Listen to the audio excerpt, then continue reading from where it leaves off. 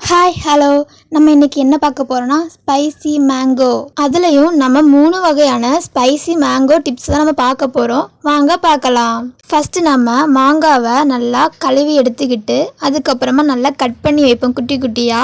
இப்போ நம்ம மாங்காவை கட் பண்ணி எடுத்து வச்சாச்சு. இனிமே இதுக்கு தேவையான ஸ்பைசி மசாலாவை நம்ம ரெடி பண்ணுவோம். இப்போ நம்ம இந்த குட்டி மசாலா அடிக்கிற கல்லில் பச்சை மிளகாய் போடுவோம்.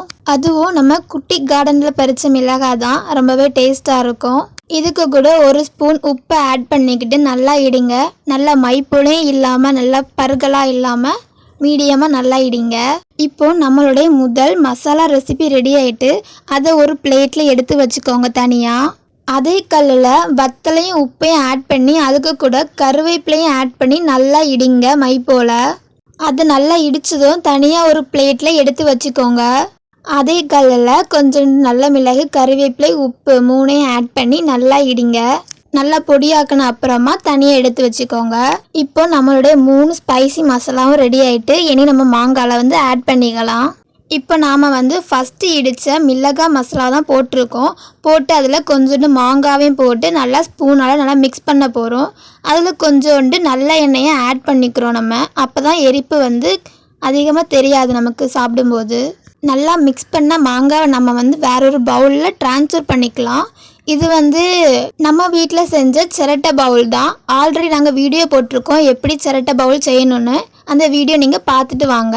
பழைய காலத்துலலாம் சிரட்டையில் தான் சாப்பிடுவாங்க இந்த மாதிரி மாங்காவெல்லாம் வச்சு. நம்ம இப்போ சிரட்டை பவுலாக செஞ்சு சாப்பிட்றோம், அவ்வளோதான் டிஃப்ரெண்ட். அடுத்ததாக வத்தல் ஸ்பைசி மசாலாவை தான் நம்ம மாங்காயில் ஆட் பண்ண போகிறோம். மசாலாவை ஆட் பண்ணிவிட்டு கொஞ்சோண்டு நல்லெண்ணெய் ஊற்றிக்கிட்டு நல்லா மிக்ஸ் பண்ணுங்க. மிக்ஸ் பண்ணிக்கிட்டு ஒரு பவுலில் ட்ரான்ஸ்ஃபர் பண்ணிடுங்க. அடுத்ததாக நம்ம நல்ல மிளகு ஸ்பைசி மசாலா தான் ஆட் பண்ண போகிறோம்.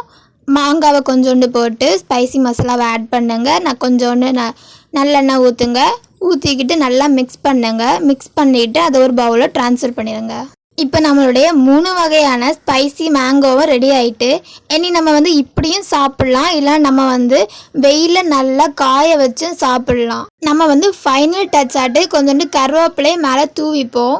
நாங்கள் இதை வெயிலில் காய வச்சு தான் சாப்பிட்டோம். செமையாக இருந்துச்சு. நாங்கள் இதை வீடியோவில் காமிக்கல. நீங்கள் ட்ரை பண்ணும்போது வெயிலில் காய வச்சு சாப்பிடுங்க, சூப்பராக இருக்கும். உங்களுக்கு இந்த வீடியோ பிடிச்சிருந்துச்சுன்னா லைக் போடுங்க, சப்ஸ்கிரைப் பண்ணுங்கள், ஷேர் பண்ணுங்கள் உங்கள் ஃப்ரெண்ட்ஸ்க்கு. இதை உங்கள் வீட்டில் ட்ரை பண்ணி பார்த்துட்டு எப்படி இருந்துன்னு சொல்லி கமெண்ட்டில் சொல்லுங்கள். இன்னொரு வீடியோவில் பார்க்கலாம். ஓகே, பாய்.